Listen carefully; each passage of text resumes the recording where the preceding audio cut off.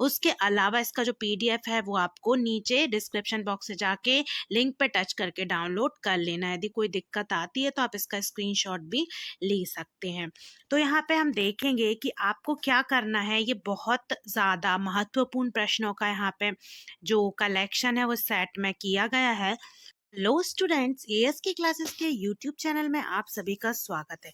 Students, यहाँ आपके सामने है कक्षा 11वीं का अभ्यास प्रश्न पत्र का सेट क्रमांक 2, जो कि आपके अर्थशास्त्र विषय का है। फिजिक्स वालों के वीडियो को देखकर इकोनॉमिक्स वाले स्टूडेंट्स काफ़ी परेशान थे कि उनका भी जो मॉडल सेट पेपर है उसको भेजा जाए, उस पर वीडियो बनाई जाए। तो आप सभी की डिमांड अब पूरी हो गई है और साथ में आपके सामने है इकोनॉमिक्स का एक सेट हम पहले कवर कर चुके हैं। ये है सेट नंबर 2।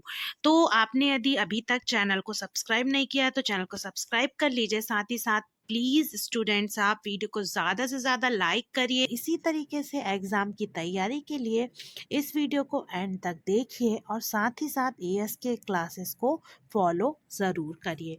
तो यहाँ पे हम देखेंगे कि सबसे पहला है सही विकल्प आपको चुनकर लिखना है। तो पहले आपको पूछा गया है वह सर्वेक्षण जिसके अंतर्गत जनसंख्या के सभी तत्व शामिल होते हैं। तो इसका जो उत्तर है वो हो जाएगा जनगणना। जनगणना ही होती है जिसमें कि जनसंख्या के सभी तत्व शामिल होते हैं।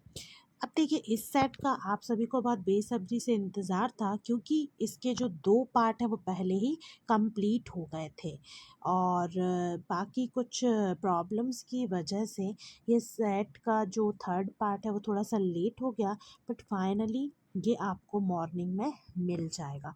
अब ये सेकंड वाला जो क्वेश्चन है वो है केंद्रीय प्रवृत्ति की माप सबसे अधिक प्रयोग होता है। इसका जो आंसर है वो हो जाएगा बहुलक।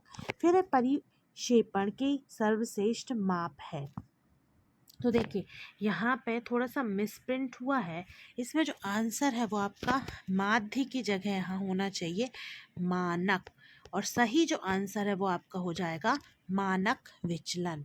ठीक है, मानक विचलन इज द करेक्ट आंसर। उसके बाद 4th नंबर का है निर्देशांक सूचकांक का उपयोग होता है। तो इसका जो आंसर है वो हो जाएगा इनमें से सभी, मतलब कि उत्पादन संबंधी जानकारी, विदेशी व्यापार संबंधी जानकारी और तीसरा है जीवन स्तर संबंधी जानकारी। उसके बाद है 5वां प्रश्न अंतरकोटि विधि किसकी देन है। तो इसका जो आंसर है वो हो जाएगा स्पीयरमैन की। उसके बाद फिर हम देखेंगे समांतर माध्य पदों के विचलन का योग सदैव क्या होता है। तो इसका जो आंसर है वो है 0। अब उसके बाद हम आगे बढ़ते हैं और देखते हैं प्रश्न क्रमांक 2। प्रश्न क्रमांक 2 में है कि आपको रिक्त स्थानों की पूर्ति करना है। कल्पित माध्य को खाली स्थान के द्वारा व्यक्त किया जाता है। तो इसका आंसर हो जाएगा स्मॉल a। फिर दूसरा है विचरण गुणांक सूत्र क्या है। तो इसका जो सूत्र है वो है, देखिए सेकंड वाले का यहाँ देख लीजिए, सूत्र क्या है CV बराबर मानक विचलन, क्या होगा मानक विचलन, ठीक है, मानक विचलन लिखेंगे। उसके बटे क्या होगा माध्य, और इसका गुणा हो जाएगा 100 से। ठीक है, क्या होगा मानक विचलन बटे माध्य गुणा 100। ठीक है, तो ये हो जाएगा आपका विचरण गुणांक सूत्र। फिर 3rd है 2 या 2 से अधिक श्रेणियों में विचरण की तुलना करने के लिए खाली स्थान का प्रयोग किया जाता है। तो 3rd वाले का आंसर हो जाएगा विचलन गुणांक। क्या हो जाएगा विचलन गुणांक। ठीक है, ये हो जाएगा इसका आंसर विचलन गुणांक 3rd वाले का। फिर है 4th वाला सरल रेखा का ढाल सदैव क्या होता है। तो इसका जो आंसर है वो हो जाएगा स्थिर। इसका आंसर हो जाएगा स्थिर। उसके बाद है 5वां आधार वर्ष को खाली स्थान वर्ष भी कहते हैं। तो इसका आंसर हो जाएगा 5वें का संदर्भ वर्ष भी कहते हैं। उसके बाद है छठवा, गणनाकार द्वारा एकत्रित आंकड़े खाली स्थान कहलाते हैं। तो जो छठवा है उसका आंसर हो जाएगा प्राथमिक। ठीक है, क्या कहलाते हैं? प्राथमिक कहलाते हैं। तो ये सारे आपके जो खाली स्थान है उनके आंसर हो गए। उसके बाद फिर हम आगे बढ़ते हैं और देखते हैं सत्य असत्य। सत्य असत्य का जो पहला प्रश्न है वो है वर्गीकरण सारणियन का प्रथम चरण है। तो ये जो है वो एकदम सत्य हो जाएगा। फिर दूसरा हम यहाँ पे देख लेते हैं, जैसे कि पहला क्या हो गया? सत्य। दूसरा है NSSO की स्थापना सन 1905 में हुई थी। तो ये जो है वो हो जाएगा आपका असत्य। फिर तीसरा है बहुलक को M0 द्वारा दर्शाया जाता है। तो ये तीसरा भी कैसा हो जाएगा? असत्य। चौथा है प्रमाप विचलन ऋणात्मक होता है। तो चौथा भी कैसा है? असत्य हो जाएगा। पांचवा है यहाँ पे आपका सहसंबंध गुणांक सदैव धनात्मक होता है। तो ये सही है। मूल निर्देशांक में वृद्धि से मुद्रा को की कम शक्ति बढ़ती है। तो ये कैसा है? गलत हो जाएगा। सातवां है माध्य विचलन केवल समांतर माध्य से निकाला जाता है। तो ये भी आपका सत्य हो जाएगा। अब आगे बढ़ते हैं, देखते हैं एक वाक्य में आपको उत्तर देना है। पहला है परिक्षेपण से आप क्या समझते? परिक्षेपण यह दर्शाता है कि वितरण का मान उसके औसत मान से कितना भिन्न है। फिर है सेकंड, माध्य विचलन से आप क्या समझते हैं? तो इसका उत्तर होगा माध्य विचलन एक सांख्यिकी माप है जो किसी दिए गए डेटा संग्रह के औसतन मूल्य से औसत विचलन की गणना करता है। तीसरा है दो प्रकार के मूल्य सूचकांक के नाम लिखिए। तो यहाँ पहला है पाशे सूचकांक और दूसरा है लास पेयर्स सूचकांक। फिर है यहाँ पे पांचवा, मध्यिका का एक लाभ बताइए। यह अनुमान लगाने के लिए इसका उपयोग किया जाता है कि कौन से मान मध्य बिंदु से ऊपर हैं और कौन से मान मध्य बिंदु के नीचे हैं। फिर एक क्वेश्चन यहाँ पे रह गया है फोर्थ वाला, सहसंबंध नापने की विधियां बताइए। तो पहली विधि है वास्तविक माध्य के प्रयोग से, दूसरी है कल्पित माध्य के प्रयोग से, तीसरी है अनुलोम विधि। फिर है प्रश्न क्रमांक 6, CSO का पूर्ण रूप क्या है? तो इसका उत्तर हो जाएगा केंद्रीय सांख्यिकी कार्यालय। सरकारी राजस्व की गणना ये करता है। फिर है यहाँ पे लास्ट क्वेश्चन, एक वृत्तीय चित्र में कुल कितने अंश होते हैं? तो इसका जो आंसर है वो हो जाएगा 360 अंश। उसके बाद है यहाँ पे नेक्स्ट क्वेश्चन, सही जोड़ी आपको मिलाना है। पहला है प्रधानमंत्री। तो प्रधानमंत्री का हो जाएगा यहाँ पे योजना आयोग के अध्यक्ष। फिर है सकल घरेलू उत्पाद। तो किसी अर्थव्यवस्था में एक वर्ष में उत्पादित की गई सभी अंतिम वस्तुओं और सेवाओं का मौद्रिक मूल्य क्या कहलाता है? सकल घरेलू उत्पाद। ठीक है। उसके बाद फिर यहाँ पे कोटा। तो कोटा क्या है? आयात की जा सकने वाली मात्रा। भूमि सुधार, तो कृषि क्षेत्र की उत्पादकता वृद्धि के लिए किए गए सुधार भूमि सुधार कहलाते हैं। उच्च उत्पादकता वाले बीज, तो इसका ए हो जाएगा अधिक अनुपात में उत्पादन देने वाले बीज। फिर है सहाय की। तो यहाँ पे होगा उत्पादक कार्यों के लिए सरकार द्वारा दी गई मौद्रिक सहायता। सबसे पहले क्वेश्चन आंसर को देख लेते हैं।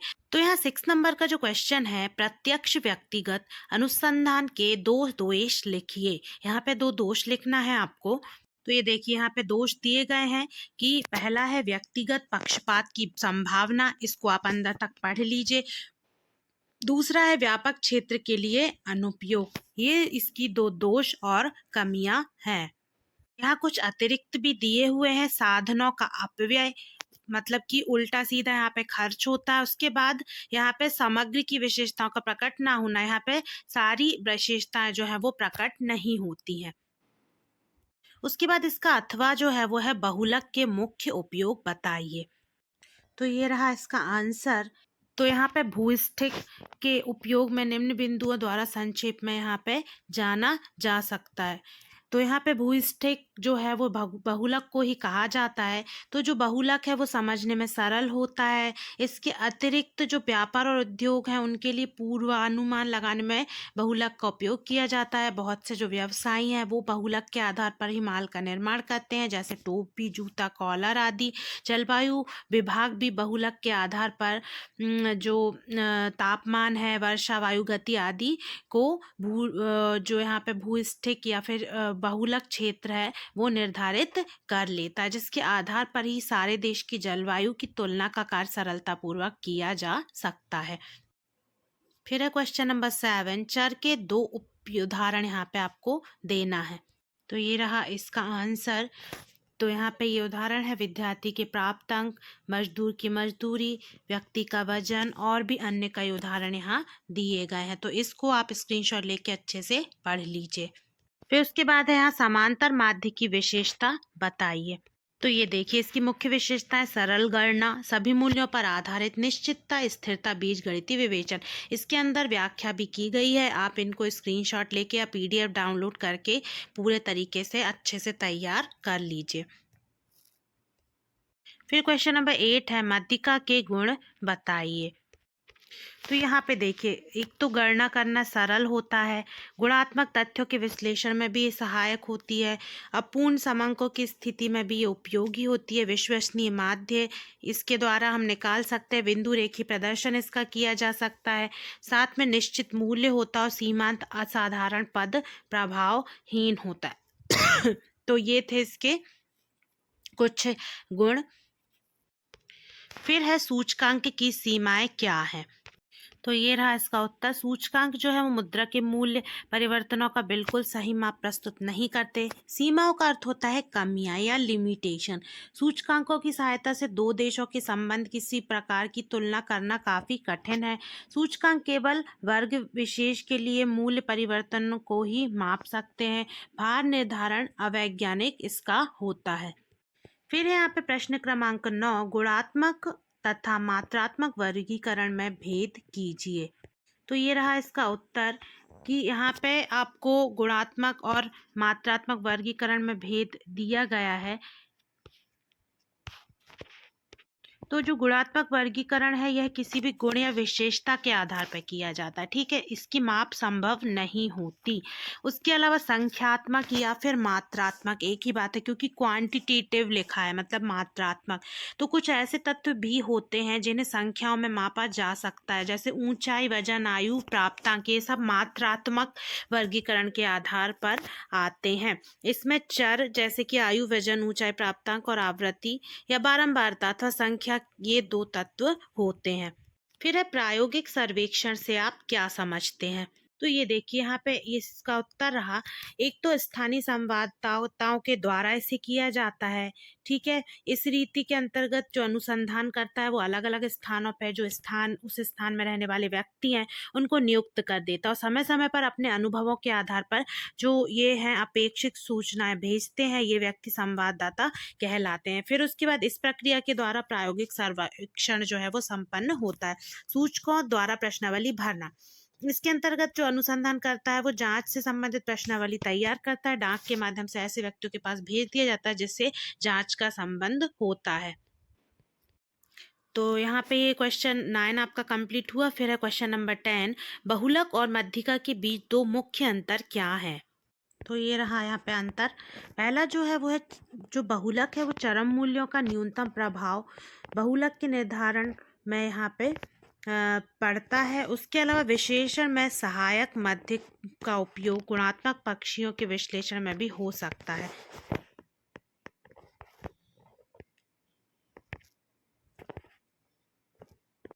तो यहाँ पे जो 2 अंतर है वो हैं, बहुलक किसी श्रृंखला में सबसे ज़्यादा बार आने वाली संख्या होती है, जबकि मध्यिका संख्याओं को क्रम में व्यवस्थित करने पर बीच वाली संख्या होती है, ठीक है। बहुलक वो कहलाता है जो बार बार किसी भी एक श्रृंखला में आया, जबकि जो मध्यिका है वो यदि यहाँ पे 5 संख्या है तो बीच वाली संख्या मध्यिका कहलाएगी। बहुलक का निर्धारण इस बात पर निर्भर करता है कि कौन सी संख्या सबसे ज़्यादा बार आती है, जबकि मध्यिका की गणना n+1/2 के फॉर्मूले से की जाती है। बहुलक के लिए डेटा मान की आवृत्ति की ज़रूरत होती है, जबकि माध्य के लिए ऐसा नहीं होता। तो ये मैंने 3 अंतर आपको यहाँ बता दिए हैं। और भी कुछ अंतर हैं जो आप स्क्रीनशॉट लेके पढ़ सकते हैं। उसके बाद है इसका अथवा मध्यिका के कोई 2 गुण बताइए। तो ये देखिए, इसमें अंदर आपको वर्णन भी करना है, तो स्क्रीनशॉट लेके आप PDF डाउनलोड करके आप इसको अच्छे से पढ़ लीजिए। मैं मेन पॉइंट आपको बता दे रही हूँ। मध्यिका के गुण में इसमें जो गणना करना है वो सरल है, गुणात्मक तथ्यों के विश्लेषण में ये सहायक है, अपूर्ण समन्तों की स्थिति में ये उपयोगी है, जो अपूर्ण समांक होते हैं उनकी स्थिति को बताने में उपयोगी है, विश्वसनीय माध्य है इसका, और बिंदु रेखी प्रदर्शन, निश्चित मूल्य, सीमांत असाधारण पद प्रभावहीन है। फिर है क्वेश्चन नंबर 11, चतुर्थक विचलन को परिभाषित कीजिए। तो ये देखिए, यहाँ इसका आंसर दिया गया है कि चतुर्थक विचलन समंक माला के चतुर्थक मूल्यों पर आधारित है। यह श्रेणी के तृतीयक चतुर्थक यानी कि Q3 और प्रथम चतुर्थक Q1 के अंतर मूल्य का आधा होता है। ठीक है, तो यहाँ पे दिया गया Q3 - Q1/2। ठीक है, फिर इसके जो प्रकार है वो है गणना करने व समझने में सरल, सीमांत मूल्यों का अपेक्षाकृत कम प्रभाव, मध्य भाग के अध्ययन में विशेष उपयोगी। फिर हम यहाँ देखते हैं उत्पादन किसे कहते हैं। तो देखिए, यहाँ उत्पादन से तात्पर्य व्यक्ति की आवश्यकता की पूर्ति हेतु किसी वस्तु की उपयोगिता में वृद्धि करने के कार्य से है। मतलब किसी भी वस्तु की जो पूर्ति है उसके लिए जब किसी वस्तु की उपयोगिता में वृद्धि की जाए तो उस कार्य को क्या कहा जाता है, उत्पादन कहा जाता है। फिर उसके बाद उपयोगिता में वृद्धि विभिन्न विधियों के द्वारा की जा सकती है, जैसे कि वस्तु का रूप बदला जा सकता है, स्थान को वहाँ बदला जा सकता है, उपभोग का समय बदला जा सकता है। साथ ही साथ आज के युग में ज्ञान और विज्ञान में वृद्धि के बाद आवश्यकताओं में तीव्र गति से वृद्धि हुई है, तो वर्तमान में श्रम विभाजन विशिष्टीकरण प्राप्त कर उत्पादन किया जाता है। ठीक है, यहाँ पे नीचे कुछ उदाहरण भी लिखे हुए हैं। तो यहाँ पे आपका क्वेश्चन नंबर 11 कंप्लीट होता है। उपभोग का अर्थ बताइए। तो इसका यहाँ पे अर्थ है कि जो मानव की आवश्यकताएं हैं उनकी संतुष्टि के लिए, तृप्ति के लिए जो आर्थिक प्रयासों का अध्ययन है, अर्थशास्त्र के प्रथम विभाग उपभोग में किया जाता है। धन को उपभोग करने की इच्छा जो है वो आर्थिक क्रियाओं को जन्म देती है और आवश्यकता की संतुष्टि के इन क्रियाओं का अंतिम लक्ष्य होता है। इसलिए उपभोग को अर्थशास्त्र का आदि व अंत भी कहा जा सकता है। मतलब शुरुआत भी इसी से होती है और अंत भी इसी से होता है।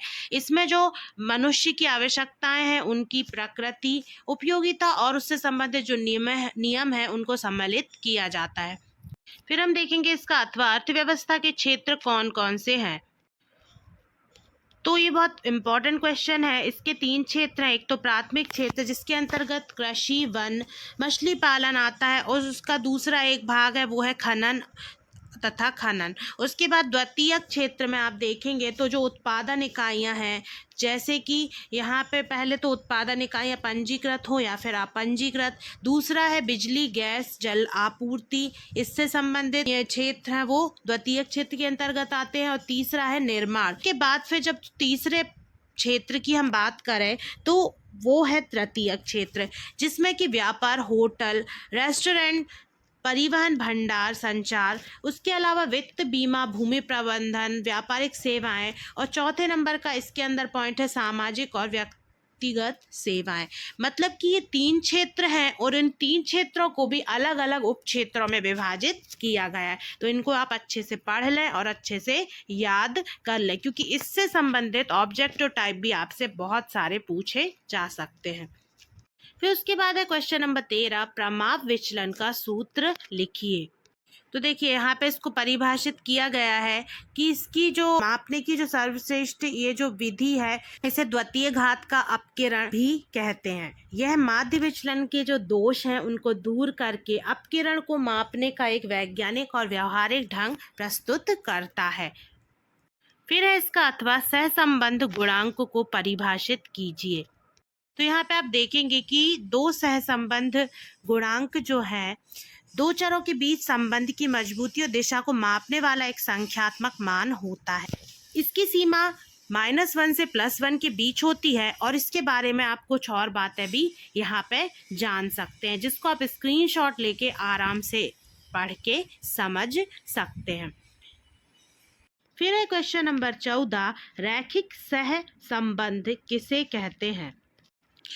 तो यहाँ पे जब दो चरों के बीच सीधी रेखा में संबंध होता है तो इसे एक रैखिक संबंध कहा जाता है। रैखिक संबंध को ग्राफिकल रूप में, गणितीय रूप में समीकरण के रूप में दर्शाया जा सकता है, जैसे कि y बराबर mx प्लस b। तो इसमें कोई भी द्विघातीय यहाँ पे समीकरण नहीं दिख रहा है, ये एक घातीय है, अर्थात यह एक रैखिक संबंध है। इस समीकरण में x और y चर हैं।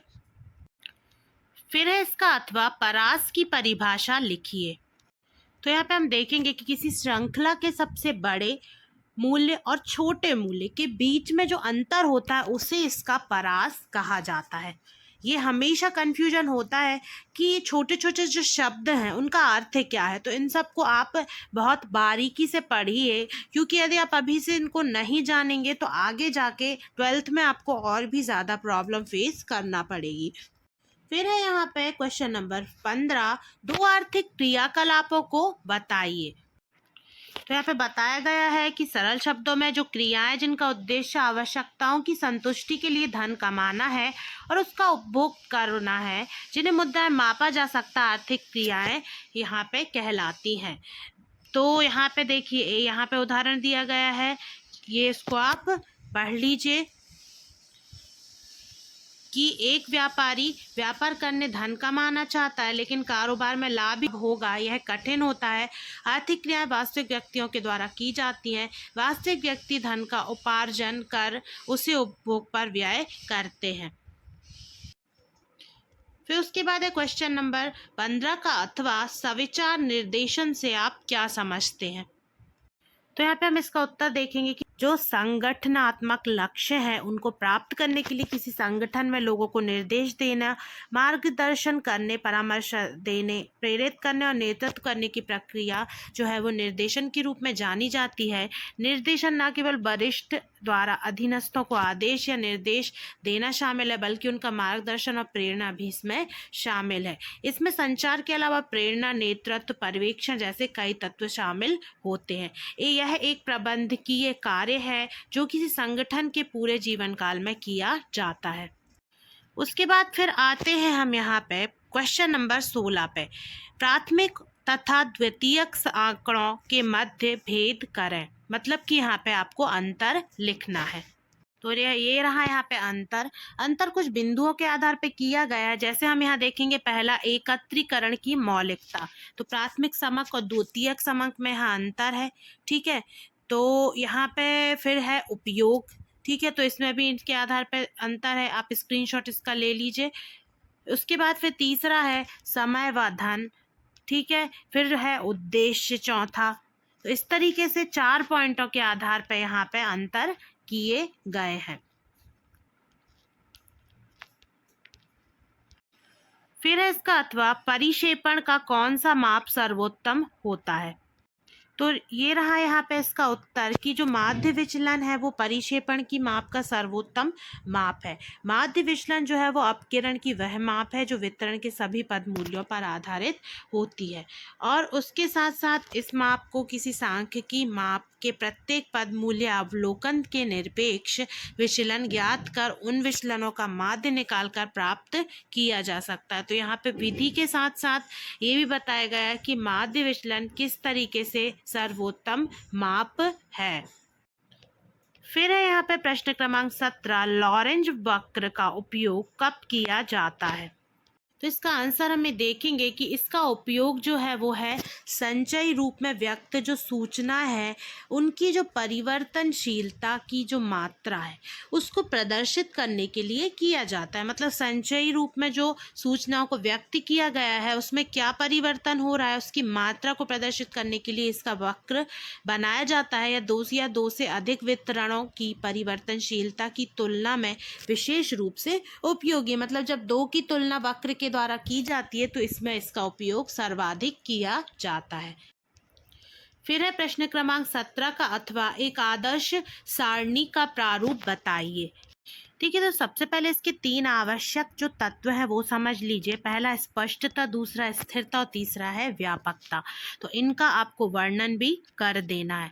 उसके कुछ और भी गुण हैं, जैसे कि सबसे पहले सारणी की संख्या दी जानी चाहिए। इसमें संक्षिप्त, स्पष्ट, पूर्ण शीर्षक होना चाहिए। प्रत्येक खाने में उपशीर्षक भी दिए जाने चाहिए। इसका ना तो आकार बहुत छोटा हो और ना ही बहुत ज़्यादा बड़ा होना चाहिए। तो इस तरीके से आप इनको पॉइंट और हेडिंग बना के इनका वर्णन करके अच्छे से आंसर लिख सकते हैं।